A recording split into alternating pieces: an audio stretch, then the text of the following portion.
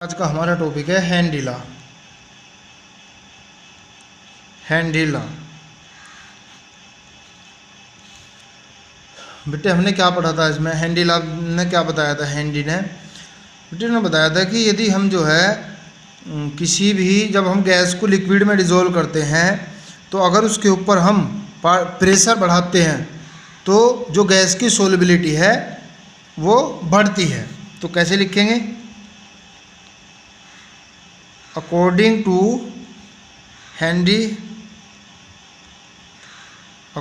Handy law क्या बेटे कि the solubility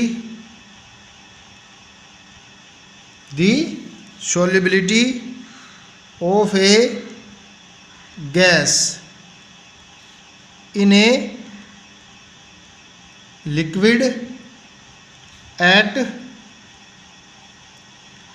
constant temperature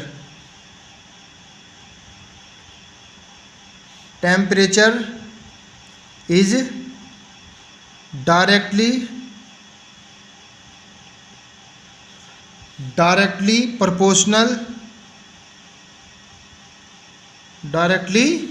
proportional to the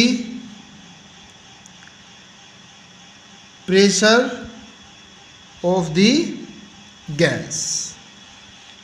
तो बेटे एक बार और देख लो, solubility of a gas in a liquid at constant temperature is directly proportional to the pressure of the gas.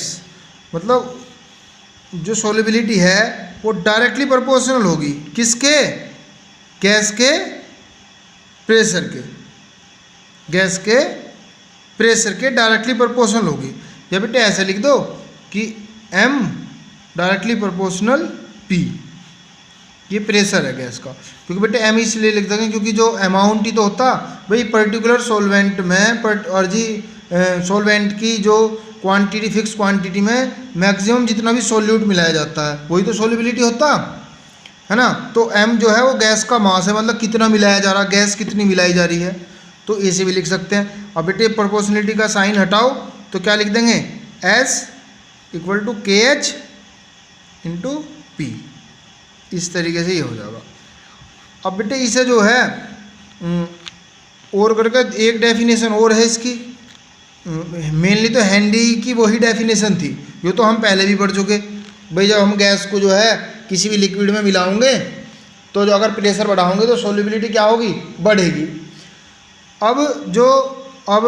मतलब आज के टाइम में जो चल रहा है उसने जो हैंडी लॉ पढ़ते हैं हम, तो वो ये था कि मोल फ्रैक्शन की टर्म्स में पढ़ते हैं। भाई मोल फ्रैक्शन होगा, जो गैस होगी वेपर फेज में उसका जो मोल फ्रैक्शन होगा गैस वो डायरेक्टली प्रोपोर्शनल होगा किसके? पार्शियल प्रेशर के। कोई भी गैस है उसके पार्शियल प्रेशर के डायरेक्टली प्रोपोर्शनल होगा क्या? उस गैस का मोल फ्रैक्शन। देखो जी किस तरीके से लिखेंगे अभी sir. According to Henry law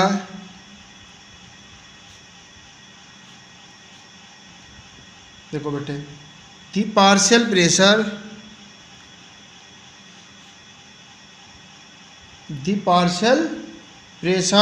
of the gas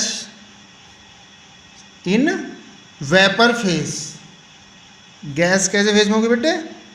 vapour phase is directly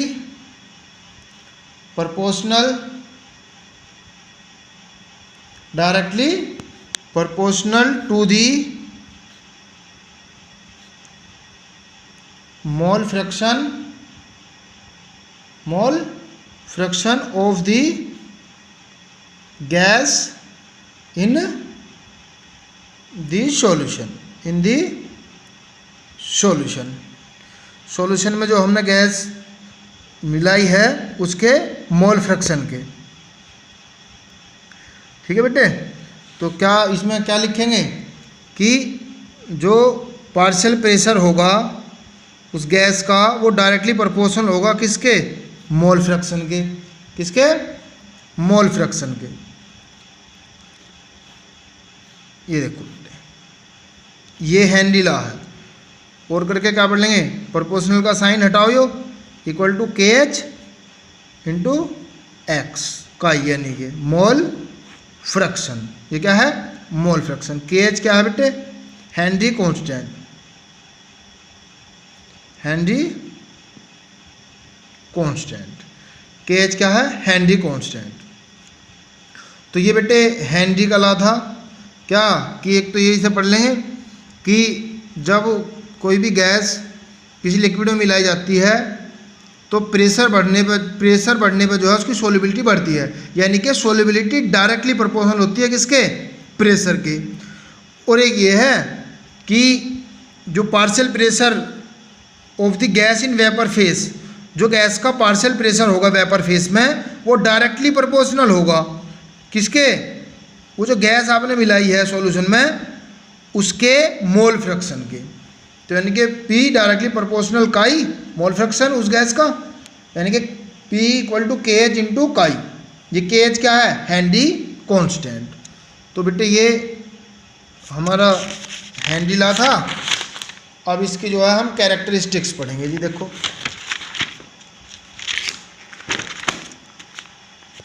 देखो बेटे हेडिंग डाल लेंगे कैरेक्टरिस्टिक्स।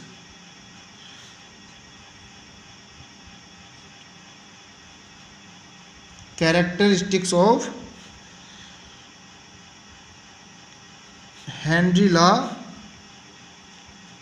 कांस्टेंट। जो हेनरी लॉ कांस्टेंट है उसकी कैरेक्टरिस्टिक्स पढ़ेंगे बेटे, characteristics of Henry law constant.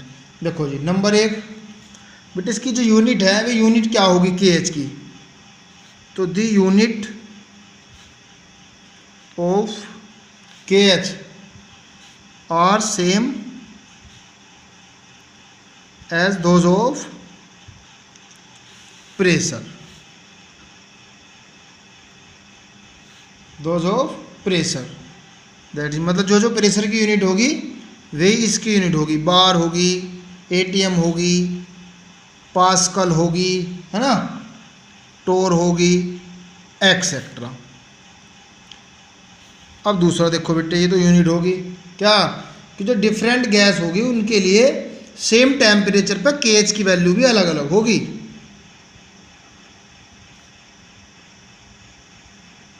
Different gases have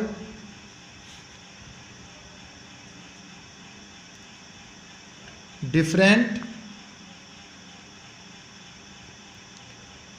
KH values at the same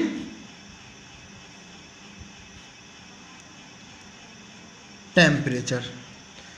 मतलब जो डिफरेंट गैस होंगी, अलग अलग गैस होंगी, उनके लिए KH की वैल्यू भी सेम टेम्परेचर पर अलग अलग होगी। जैसे देखो मैं इधर गैस लेता हूँ और इधर क्या लेता हूँ, के एच लेता हूँ किलो बार में। देखो जैसे H2 है, क्या है H2, इसकी 71.18 और N2 86.78, O2 44। तो बेटे अलग अलग होगी ये, ठीक है ना। तो डिफरेंट गैस के लिए KH की वैल्यू भी सेम टेम्परेचर पे अलग अलग होती है। अब देखो थर्ड पॉइंट समझो। थर्ड पॉइंट बहुत इंपॉर्टेंट है बेटे, ये इंपॉर्टेंट टॉपिक है, इंपॉर्टेंट पॉइंट है ये थर्ड। देखो क्या था, आपने ये पढ़ा था कि यदि हम टेम्परेचर बढ़ाते हैं, टेम्परेचर जब गैस को हम लिक्विड में मिलाते हैं तो यदि उसमें हम टेम्परेचर बढ़ा दें तो सोल्युबिलिटी क्या हो जाए बेटे, सोल्युबिलिटी क्या होती है, डिक्रीज होती है। टेम्परेचर बढ़ाने पर सोल्युबिलिटी क्या होती है, डिक्रीज होती है। अब एक बात बताओ, अब आपने जो पढ़ा था, आपने ये पढ़ा कि partial pressure P equal to K H, और ये तो सोल्युबिलिटी यहाँ किसकी टर्म में है, मोल फ्रैक्शन की। मैं कांस्टेंट प्रेशर पे मान लूँ कि प्रेशर जो कांस्टेंट है, तो बेटे के एच जो है वो डायरेक्टली प्रोपोर्शनल किसके हो जाएगा, काई के हो जाएगा ना, ये हो जाएगा। अब क्या है कि अगर के एच बढ़ेगा तो सोल्युबिलिटी क्या होगी, कम होगी। सोल्युबिलिटी क्या होगी, कम होगी। यानी कि अगर केएच बढ़ता है तो सॉल्युबिलिटी क्या होगी, डिक्रीज होगी। देखो बेटे, सॉल्युबिलिटी केएच अगर बढ़ रहा है, देखो यहाँ से देखो, केएच अगर बढ़ेगा तो सॉल्युबिलिटी क्या होगी, डिक्रीज होगी ना। तो अब हम यहाँ क्या लिखेंगे, देखो अब इसी से समझेंगे, अब इससे लिखेंगे क्या, the KH value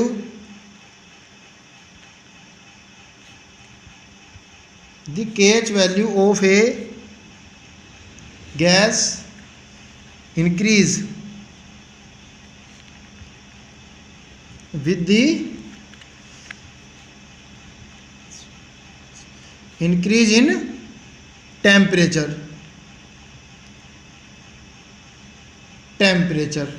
so the solubility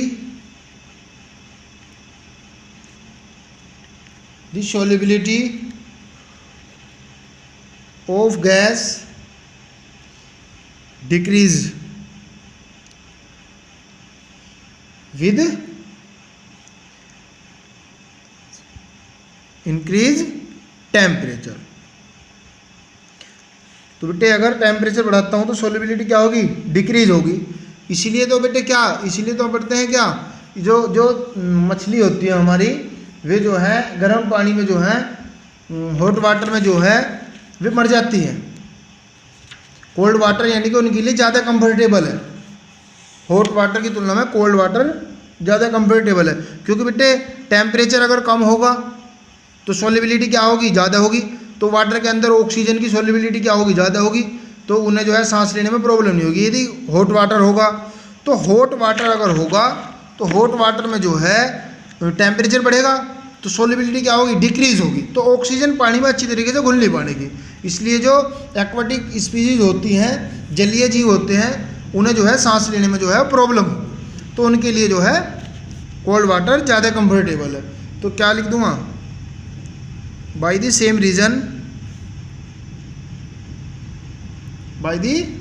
reason aquatic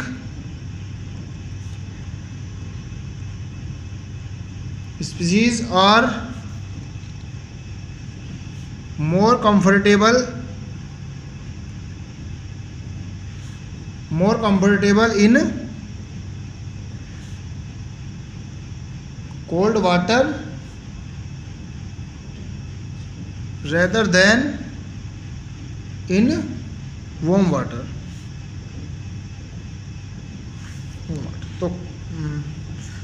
तो बेटे ये सेम रीजन है, चाहे इसे तो ना भी लिखो, ऐसे लिख देना।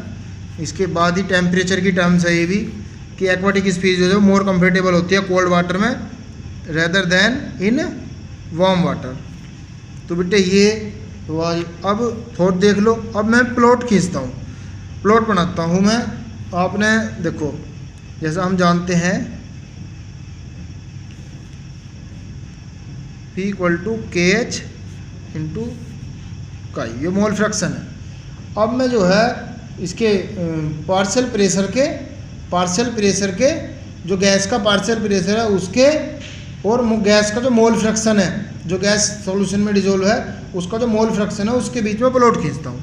तो बेटे ये इसकी कंपेयर किससे कर लेंगे, y equal to m x से हो जाएगी ये। और इसमें क्या होगा, इस तरीके से इसका प्लॉट आता है। तो क्या होगा, ये मोल फ्रैक्शन और ये हो गया पार्शियल प्रेशर। तो ये क्या है, स्ट्रेट लाइन। तो अगर इन दोनों के बीच में मैं कर्व खींचूंगा तो कैसा होगा, स्ट्रेट लाइन होगी।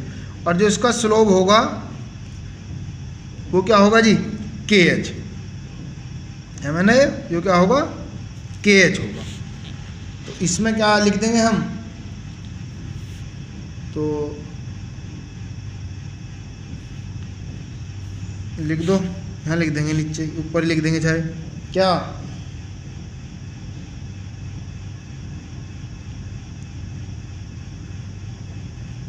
Plot of partial pressure